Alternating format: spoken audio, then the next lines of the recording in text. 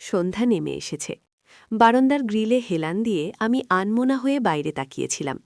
ঢাকা শহরের নিয়ন আলোয় মাখামাখি এই দৃশ্য দেখতে দেখতে আমার মনটা কেমন যেন শান্ত হয়ে আসছিল। আজ আমার বিবাহিত জীবনের ৩ বছর পূর্ণ হল। আরিফের সাথে আমার ভালোবাসার সংসার, আমাদের ছোট্ট স্বপ্নের নীড়। হঠাৎ করেই পিছন থেকে একটা ফিসফিসানি কানে এলো। দিদি, আমি কতদিন থেকে আপনাকে দেখছি জানেন? কণ্ঠটা আমার স্বামীর ছোট ভাই তানভীরের। চমকি ঘুরে তাকালাম। ও কখন এলো? আমার শ্বাস যেন আটকে গেল। তানভীর আরও এক পা আমার দিকে এগিয়ে এসে আমার কানের কাছে মুখ এনে ফিসফিস করে বলল, আপনার স্বামীর প্রতি যে ভালোবাসার কথা ভাবেন তা আসলে আমার জন্য। আমি আপনাকে ছিনিয়ে আনব। আমার বুকের ভেতর যেন হিম শীতল স্রোত বয়ে গেল। পৃথিবীটা থমকে গেল আমার কাছে। নমস্কার বন্ধুরা, কেমন আছেন সবাই? আশা করি আপনারা ভালো আছেন। আমি এশিতা, আর আপনারা দেখছেন এশিতা ব্লগস। আজ আমি আপনাদের জন্য নিয়ে এসেছি এক হৃদয় ছুঁয়ে যাওয়া ভালোবাসার এক ভিন্ন গল্প। এই গল্পে প্রেম আছে, আছে আকুতি, আছে এক নিষিদ্ধ টানাপোড়েন। গল্প শুনতে শুনতে যদি ভালো লাগে অবশ্যই লাইক করবেন, কমেন্ট করে আপনাদের মতামত জানাবেন এবং সাবস্ক্রাইব করে ঈশিতা ব্লগস পরিবারের সদস্য হয়ে যাবেন। তাহলে চলুন ডুব দেওয়া যাক আজকের গল্পে। আমার নাম সাদিয়া। আজ থেকে ৩ বছর আগে এক শরতের স্নিগ্ধ সকালে আরিফের সাথে আমার বিয়ে হয়েছিল। চিটাগাংয়ের এক সম্ভ্রান্ত পরিবারের মেয়ে আমি। আরিফ আমাদের পাশের বাড়ির ছেলে, ছোটবেলা থেকেই চেনা পরিচয়। তবে প্রেম করে বিয়ে বলা যায় না। দুই পরিবারের সম্মতিতে অনেকটা ঘরোয়া পরিবেশেই আমাদের ৪ হাত এক হয়েছিল। আরিফ ছিল শান্ত স্বভাবের, মৃদুভাষী, তবে ভীষণ যত্নশীল। বিয়ের পর থেকে সে আমাকে রানী করে রেখেছিল। আমার ছোট্ট ছোট্ট আবদার, আমার ইচ্ছেরা যেন তার কাছে আদেশ ছিল। আমাদের ভালোবাসার শুরুটা হয়তো খুব প্রথাগত ছিল, কিন্তু দিন গড়ানোর সাথে সাথে আমাদের সম্পর্কটা এক গভীর নির্ভরতা আর বোঝাপড়ায় ভরে উঠেছিল। আরিফ ঢাকাতে একটা মাল্টিন্যাশনাল কোম্পানিতে চাকরি করে, তাই বিয়ের পর আমরা ঢাকাতেই চলে আসি, মিরপুরের একটা ফ্ল্যাটে। আরিফের বাবা মা আর তার ছোট ভাই তানভীর থাকত গ্রামের বাড়িতে, সিলেটের চা বাগানের কাছাকাছি তাদের পৈতৃক ভিটায়। তানভীর তখন কলেজে পড়ত। আরিফ প্রায়ই বলতো, সাদিয়া, তুমি জানো না তানভীর কতটা ভালো ছেলে? ও খুব মেধাবী, শুধু একটু চুপচাপ। ওর ভবিষ্যতের জন্য আমি অনেক স্বপ্ন দেখি। আরিফের মুখে তানভীরের প্রশংসা শুনে আমিও ভাবতাম, নিশ্চয়ই খুব ভালো ছেলে। আমি নিজে যেহেতু একমাত্র সন্তান, তাই আমার কোনো ভাই ছিল না। তানভীরকে আমি আমার ছোট ভাইয়ের মতোই দেখতাম। বিয়ের পর প্রথম কয়েক মাস আমরা ঢাকাতেই ছিলাম। এরপর আরিফের ছুটির সুযোগে আমরা সিলেটের গ্রামের বাড়িতে যাই। সেখানেই প্রথম তানভীরের সাথে আমার সরাসরি দেখা হয়। তানভীরকে দেখে আমার একটু অবাকই লেগেছিল। আরিফের মুখে তার যে বর্ণনা শুনেছিলাম, তার চেয়েও বেশি সুন্দর আর স্মার্ট ছেলেটা।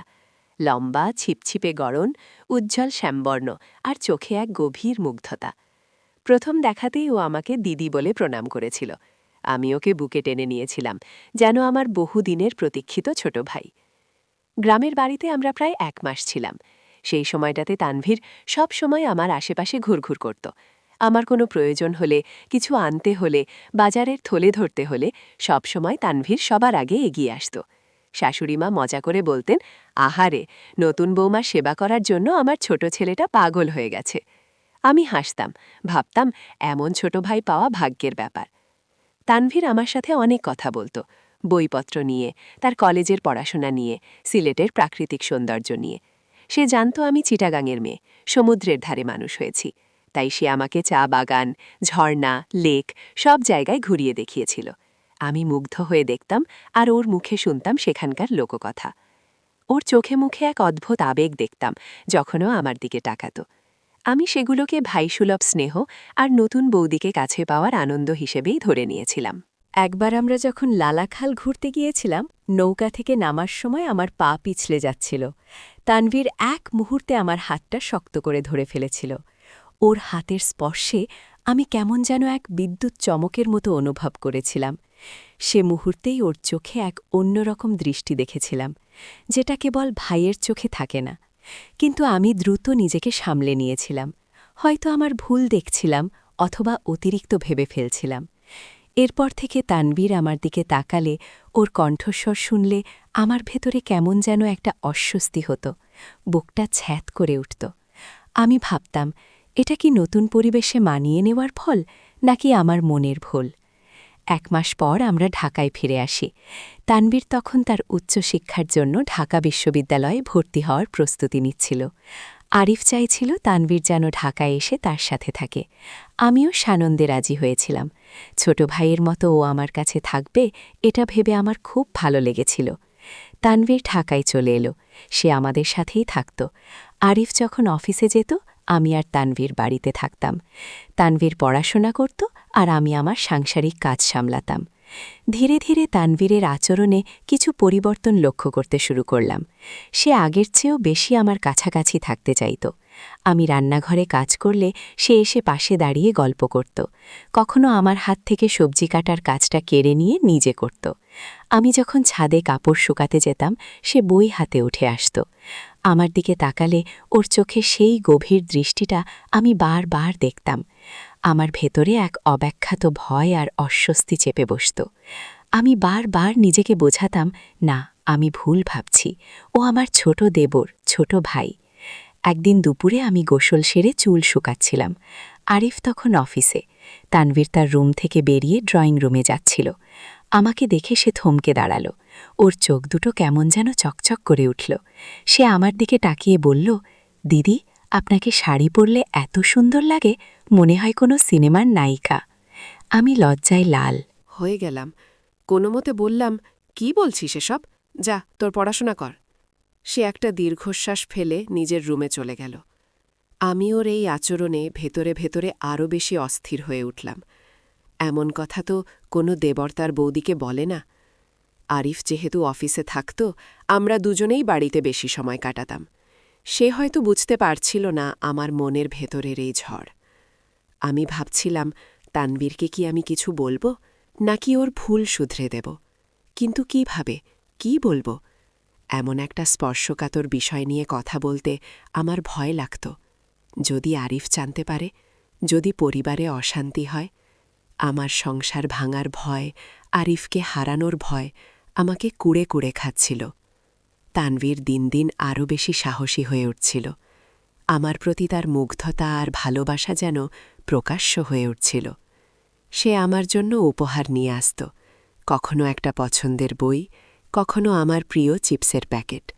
আমি ওকে মানা করতাম, বলতাম, কেন এত খরচ করছিস? তোর তো এখন পড়াশোনার খরচ অনেক। সে হাসত, আপনার জন্য তো সব করতে পারি দিদি। একদিন রাতে আরিফ কাজে খুব ব্যস্ত ছিল, ফিরতে অনেক দেরি হবে। আমি বারান্দায় বসে বই পড়ছিলাম। তানভীর আমার জন্য চা বানিয়ে নিয়ে এলো। সে আমার পাশে এসে বসল। আকাশে সেদিন চাঁদ ছিল না, কেবল তারার মেলা। আবছা আলো আঁধারে তানভীরের মুখটা কেমন যেন রহস্যময় লাগছিল। সে আমার দিকে তাকিয়ে বলল, দিদি, জানেন, আমি ছোটবেলা থেকেই আপনাকে চিনি। আরিফ ভাই যখন আপনার কথা বলতো, তখন থেকেই আপনার প্রতি আমার এক অদ্ভুত টান অনুভব করতাম। যখন আপনাকে প্রথম দেখলাম, মনে হয়েছিল যেন কোনো স্বপ্ন সত্যি হয়ে গেছে। আমি চুপ করে শুনছিলাম, আমার বুক দুরুদুরু করছিল। আপনি যখন আরিফ ভাইয়ের বউ হয়ে আমাদের বাড়িতে এলেন, তখন আমার পৃথিবীটাই যেন পাল্টে গেল। আমি আপনাকে খুব কাছ থেকে দেখতে পেলাম। আপনার হাসি, আপনার কথা বলার ভঙ্গি, আপনার চোখের চাহনি, সব কিছু আমাকে পাগল করে দিত। আমি আর চুপ থাকতে পারলাম না। মৃদু কণ্ঠে বললাম, তানভীর, এসব কি বলছিস? আমি তোর বড় ভাইয়ের বউ, তোর দিদি। সে আমার দিকে আরও ঝুঁকে এসে আমার হাতটা আলতো করে ধরল। ওর হাতের উষ্ণ স্পর্শে আমি শিউরে উঠলাম। না দিদি, আমি আপনাকে দিদি হিসেবে দেখতে পারি না, আমি আপনাকে স্ত্রী হিসেবে দেখতে চাই। আমি জানি এটা ভুল, মহাপাপ, কিন্তু আমি আপনাকে ছাড়া বাঁচতে পারব না। আমি দ্রুত হাতটা সরিয়ে নিলাম। ছি তানভীর, এসব কি বলছিস? তোর লজ্জা করে না? আরিফ যদি এসব শোনে, কি ভাববে? আমার কণ্ঠে রাগ আর ভয় মিশেছিল। সে মাথা নিচু করে বলল, আরিফ ভাই আপনাকে বোঝে না দিদি, ও আপনাকে শুধু তার সম্পত্তি মনে করে। কিন্তু আমি আপনাকে আপনার আত্মা দিয়ে বুঝি, আমি আপনাকে তার চেয়েও বেশি ভালোবাসতে পারব। এই কথাগুলো আমার কানে বিষ ঠেলে দিচ্ছিল। আমি দ্রুত উঠে দাঁড়ালাম। তানভীর, তুই ভুল করছিস। আরিফ আমার স্বামী, আমার সব কিছু। ওর প্রতি আমার ভালোবাসা এক অটুট বন্ধন। তুই এসব চিন্তা মাথা থেকে ঝেড়ে ফেল। আমি সেখান থেকে চলে আসতে চাইছিলাম, কিন্তু সে আমার পথ আটকে দাঁড়াল। দিদি, আমি জানি আপনি আমাকেও ভালোবাসেন। আপনার চোখ দেখে আমি বুঝি আপনার ভেতরেও আমার জন্য একটা টান আছে, কিন্তু আপনি সেটা স্বীকার করতে ভয় পাচ্ছেন। ওর কথা শুনে আমার মাথা গরম হয়ে গেল। কি বলছিস তুই? আমি আরিফকে ভালোবাসি, আর কাউকে নয়। তুই আমার ভাই, আর কিচ্ছু নয়। সে আমার কাঁধ ধরে ঝাঁকিয়ে দিল। ওর চোখে তখন এক উন্মাদনা। না দিদি, না, আমি আপনাকে ছিনিয়ে আনব। আরিফ ভাইয়ের কাছ থেকে আপনাকে আমি কেড়ে আনব। সেদিনের সেই বারান্দার ঘটনা আমার জীবনে এক কালো ছায়া ফেলে দিল। আমার রাতের ঘুম হারাম হয়ে গেল। আরিফের সাথে কথা বলতেও আমার কেমন যেন অস্বস্তি লাগছিল। আমি তাকে কি বলবো, কিভাবে বলবো? এই গোপন কথাটা কিভাবে হজম করব? আমার ভেতরে এক নিরন্তর যুদ্ধ শুরু হয়ে গেল। একদিকে আমার ভালোবাসা, আমার সংসার, আমার আরিফ। অন্যদিকে তানভীরের এই নিষিদ্ধ আকর্ষণ, তার উন্মাদনা। এর পরের দিনগুলো আরও কঠিন হয়ে উঠল। তানভীর আমাকে এড়িয়ে যেত না, বরং আরও বেশি করে আমার কাছাকাছি থাকার চেষ্টা করত। সে আমার সাথে কথা বলার সুযোগ খুঁজত, আমার দিকে গভীর দৃষ্টিতে তাকিয়ে থাকত। আমি তাকে যতটা সম্ভব এড়িয়ে চলতাম। রান্নাঘরে গেলে সে আসত না, ছাদে গেলে আমি দ্রুত নেমে আসতাম। আমার এই পরিবর্তন আরিফের চোখ এড়াত না। একদিন দুপুরে আরিফ অফিস থেকে ফিরে এলো। তার মুখটা কেমন যেন চিন্তিত। সে আমার পাশে এসে বসল। সাদিয়া, কি হয়েছে তোমার? ইদানিং তুমি কেমন চুপচাপ হয়ে গেছ? কি ভাবছ সবসময়? কোনো সমস্যা? আরিফের এই প্রশ্ন শুনে আমার ভেতরে জমে থাকা সব কষ্ট যেন বাঁধ ভাঙতে চাইল। আমি কিছু বলতে পারছিলাম না, শুধু চোখ দিয়ে জল গড়িয়ে পড়ছিল। আরিফ আমাকে কাছে টেনে নিল। কি হয়েছে বলো তো? আমাকে বলতে পারছ না? আমি আরিফের বুকে মাথা রেখে ফুপিয়ে কাঁদছিলাম। কিন্তু আমার পক্ষে তানভীরের কথা বলা সম্ভব ছিল না। কিভাবে আমি তাকে বলবো যে তার ছোট ভাই, যাকে সে এত ভালোবাসে, সে আমার প্রতি এমন বিকৃত মনোভাব পোষণ করে? কিভাবে আমি তাকে বলবো যে তার ভাই আমাকে ছিনিয়ে নেবার কথা বলছে? এই কথা বললে আরিফ কতটা কষ্ট পাবে। তাদের ভাই ভাই সম্পর্কটা হয়তো চিরদিনের জন্য নষ্ট হয়ে যাবে। আমি আমার সংসার বাঁচাতে গিয়ে তাদের সম্পর্কটা ভাঙতে চাইনি। আমি নিজেকে সামলে নিয়ে বললাম, না, কিছু হয়নি আরিফ। ইদানিং শরীরটা ভালো যাচ্ছে না, তাই হয়তো একটু মনমরা হয়ে আছি। আরিফ আমার মাথায় হাত বুলিয়ে দিল। চিন্তা করো না, আমি তো আছি। তোমাকে নিয়ে ডাক্তারের কাছে যাব। আরিফের এই সরল বিশ্বাস আর ভালোবাসা দেখে আমার বুকটা আরও ছিঁড়ে যাচ্ছিল। আমি তাকে ঠকাচ্ছি না তো? এই গোপন কথাটা ধরে রেখে আমি কি ভুল করছি? একদিন তানভীর যখন বাড়ি ছিল না, আমি আরিফকে বললাম যে তানভীরকে এখন গ্রামে পাঠিয়ে দেওয়া উচিত। এখানে থাকলে ওর পড়াশোনার ক্ষতি হচ্ছে। আরিফ অবাক হয়ে বলল, কেন সাদিয়া? ও তো ভালোই পড়াশোনা করছে। ওর জন্য তো আমি শিক্ষকও রেখেছি। আমি বললাম, না, ঢাকা শহরের পরিবেশ ওর জন্য ভালো নয়।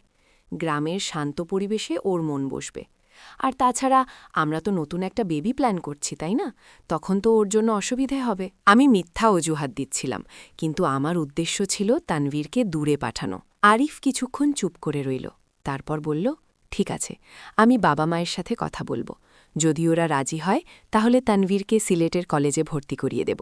আমার ভেতরে এক সুজামল, হয়তো তানভীর দূরে চলে গেলে এই পরিস্থিতি স্বাভাবিক হবে। কিন্তু আমার স্বস্তি বেশি দিন স্থায়ী হল না। তানভীর যেন আমার মনের কথা বুঝতে পেরেছিল। সে আরও বেশি মরিয়া হয়ে উঠল। সে আমাকে নানাভাবে বিরক্ত করতে লাগল। আমার রান্নাঘরে ঢুকলে সে আমাকে পিছন থেকে জড়িয়ে ধরার চেষ্টা করত। আমি দ্রুত সরে গিয়ে বলতাম, তানভীর, কি করছিস এসব? কেউ দেখলে কি ভাববে? সে হাসত, কেউ দেখবে না। আরিফ ভাই তো অফিসে, আর আপনি তো আমারই। আমার ভেতরে ভয় আর রাগ দুটোই কাজ করছিল। আমি তাকে স্পষ্ট ভাষায় বললাম, তানভীর, তুই যদি আর একবার এমন কাজ করিস তাহলে আমি আরিফকে সব বলে দেব। তখন তোর আর আমার সম্পর্ক ফরএভার শেষ হয়ে যাবে। তোর ভাই তোকে বিশ্বাস করে, তুই তাকে ঠকাচ্ছিস। সে আমার কথা শুনে থমকে গেল। ওর চোখে এক গভীর হতাশা আর কষ্ট ফুটে উঠল। আপনি কি আমাকে ভয় দেখাচ্ছেন দিদি? আপনি কি জানেন না আপনাকে ছাড়া আমি বাঁচব না? আরিফ ভাই আপনাকে সুখী করতে পারবে না। আমি আপনাকে যে সুখ দেব তা আরিফ ভারী ভয় পোলাও করতে পারবে না। আমার ধৈর্যের বাঁধ ভেঙে যাচ্ছিল। আমি চিৎকার করে বললাম, বের হ আমার সামনে থেকে, আমি তোকে আর দেখতে চাই না। সে আমার দিকে এক পলক তাকালো, তারপর মাথা নিচু করে নিজের রুমে চলে গেল। আমি কাঁপছিলাম, আমার বুকের ভেতর এক অজানা আতঙ্ক খেলা করছিল। আমি বুঝতে পারছিলাম না কি করব। আরিফকে সব বলাটা কি উচিত হবে? কয়েকদিন পর আরিফ তানভীরকে ডেকে বলল, তানভীর, বাবা মা চান তুমি সিলেটের কলেজে ভর্তি হয়ে পড়াশোনা করো, তোমার জন্য এটা ভালো হবে। তানভীর প্রথমে কোনো উত্তর দিল না। তার চোখে আমি এক গভীর অভিমান আর কষ্ট দেখতে পাচ্ছিলাম। সে আমার দিকে একবার তাকালো, তারপর আরিফের দিকে। ঠিক আছে ভাইয়া, আমি সিলেটেই যাব। তানভীরের এই সিদ্ধান্তে আরিফ খুশি হয়েছিল, কিন্তু আমি জানতাম এই সিদ্ধান্ত তানভীরের জন্য কতটা কষ্টের ছিল। আমি নিজেকে অপরাধী মনে পড়ছিলাম, কিন্তু আমার আর কোনো উপায় ছিল না। তানভীর চলে যাওয়ার দিন আমার মনটা খুব খারাপ ছিল। ছোট ভাইয়ের মতো সে আমাদের সাথে ছিল। আমি তাকে বিদায় জানাতে দারান্দায় গেলাম। সে আমার দিকে এক পলক তাকালো, ওর চোখে তখন জল। দিদি, আমি চলে যাচ্ছি, কিন্তু আপনাকে ভুলতে পারব না। আপনার প্রতি আমার ভালোবাসা চিরদিনের। সে চলে গেল। আমাদের বাড়িটা আবার শূন্য হয়ে গেল। আরিফ আর আমি আবার একা হলাম। আরিফ আমার দিকে তাকিয়ে হাসল। কি ব্যাপার, ছোট ভাইয়ের জন্য মন খারাপ নাকি? আমি হেসে বললাম, হ্যাঁ, এতদিন আমাদের সাথে ছিল তো তাই। আরিফ আমাকে বুকে টেনে নিল। চিন্তা করো না, ও তো আর দূরে যাচ্ছে না, আমরা মাঝে মাঝে যাব, ও আসবে। আমার ভেতরে এক অদ্ভুত শূন্যতা অনুভব করছিলাম। একদিকে স্বস্তি, অন্যদিকে এক অপরাধবোধ। তানভীরকে আমি হয়তো ভুল পথে ঠেলে দিয়েছি, কিন্তু আমার আর কোনো উপায় ছিল না। আমি আরিফকে ভালোবাসি, আমার সংসারকে ভালোবাসি। এই ভালোবাসার জন্য আমাকে এই কঠিন সিদ্ধান্ত নিতে হয়েছে। মাস গড়াতে লাগল। আরিফ আর আমি আমাদের স্বাভাবিক জীবনে ফিরে এলাম। আমি আবার আরিফের ভালোবাসায় ডুব দিলাম। সে আমাকে আরও বেশি ভালোবাসতে লাগল। আমাদের সম্পর্কের গভীরতা যেন আরও বাড়ল। কিন্তু আমার মনের এক কোণে তানভীরের সেই কথাগুলো, তার সেই দৃষ্টি আজও আমাকে মাঝে মাঝে ভাবায়। আমি জানি তানভীর হয়তো আমাকে কখনোই ভুলতে পারবে না, আর আমিও হয়তো তার এই অনুভূতিকে কখনোই ভুলতে পারব না। এই গোপন কথাটা আমার সাথে চিরদিন থেকে যাবে। এটা আমার ভালোবাসার গল্পের এক ধূসর অধ্যায়, যা আমার জীবনকে এক অন্যরকম গভীরতা দিয়েছে। আমি জানি না তানভীর এখন কেমন আছে। সিলেট থেকে ও আর কখনো আমাদের সাথে যোগাযোগ করেনি। আরিফ মাঝে মাঝে ওর খোঁজ নেয় বাবা মায়ের কাছ থেকে। তারা বলেন তানভীর পড়াশোনা নিয়ে ব্যস্ত আছে। আমি শুধু প্রার্থনা করি তানভীর যেন তার জীবনে নতুন করে ভালোবাসার সন্ধান পায়, যেন সে তার ভুল বুঝতে পারে আর একজন ভালো মানুষ হিসেবে নিজের জীবন গড়ে তুলতে পারে। আমার জীবনে আরিফই আমার সবকিছু, আর এই ভালোবাসার জন্য আমি সবকিছু মেনে নিতে পারি। এই গল্পটা হয়তো অনেকের কাছে অদ্ভুত মনে হবে, কিন্তু এটাই আমার জীবনের কঠিনতম সত্যি। বন্ধুরা, গল্পটা আপনাদের কেমন লাগলো? আমার মনে হয় জীবনে এমন অনেক ঘটনা ঘটে যা আমাদের ধারণার বাইরে। ভালোবাসা এবং সম্পর্কের টানাকোড়েন কতটা জটিল হতে পারে, এই গল্পটা তার একটা উদাহরণ। আপনাদের যদি এই গল্পটা ভালো লেগে থাকে তাহলে অবশ্যই লাইক করবেন, কমেন্ট করে আপনাদের মূল্যবান মতামত জানাবেন। আপনাদের মতামত আমাদের জন্য খুবই জরুরি। আর হ্যাঁ, ঈশিতা ব্লগস চ্যানেলটি সাবস্ক্রাইব করতে ভুলবেন না। পাশে থাকা বেল আইকনটিও প্রেস করে দেবেন, যাতে আমাদের নতুন গল্পের নোটিফিকেশন সবার আগে আপনার কাছে পৌঁছে যায়। পরের সপ্তাহে আবার নতুন এক গল্প নিয়ে ফিরে আসব। ততদিন ভালো থাকুন, সুস্থ থাকুন। নমস্কার।